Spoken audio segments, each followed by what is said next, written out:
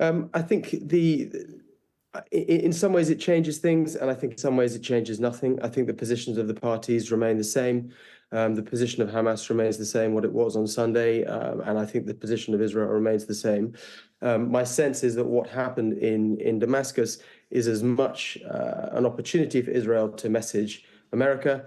And I think there is some thinking within Israel that says that if we can expand this war and if we can sort of peg this war to a broader conflict with Iran, that's going to get America more sort of back on our side. That's going to close the gap with the Americans and sort of reignite the closeness that Israel and America share on Iran. So it's sort of broadening the conflict to a degree to sort of detract from what is going on in Gaza and to open up another theatre of conflict and to poke America's big enemy in the region, which is Iran, to provoke them into doing something that may bring the Americans back closer to the Israeli positions.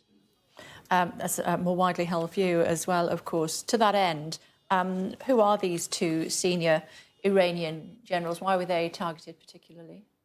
These two Iranian generals were responsible for IRGC activities in Syria and Lebanon. And I mean, my sense is that the greater significance of this is not necessarily the death of these individuals, even though they're incredibly important people and they are responsible for sort of prosecuting Iran's military foreign policy in the region, and primarily at the moment that's against Israel. I think we saw in 2020 with the death of Qasem Soleimani that we thought that one individual held a lot of power, and the death of one individual would lead to a diminishing of Iran's ability to act in the region. But actually, I think what we saw there was that the Iranian policy carried on unabated. And if anything, I think the Israelis are looking to deter Iran or to damage their capabilities through the death of these individuals. But I think that this will galvanize the Iranian position, and it won't harm Iran's resolve to do what Iran is doing in the region.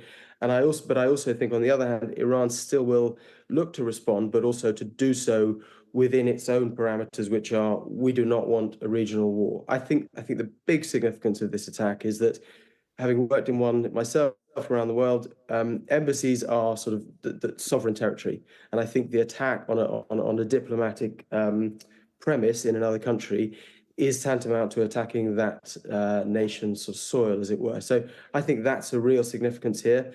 Israel has the ability to carry out targeted assassinations of people in non-diplomatic residences. I think we've seen since October the 7th, a number of people have been attacked in Syria. This feels like an order of magnitude, given the location, the physical geography of what it's attacked, as opposed potentially to the individuals that were killed in the attack.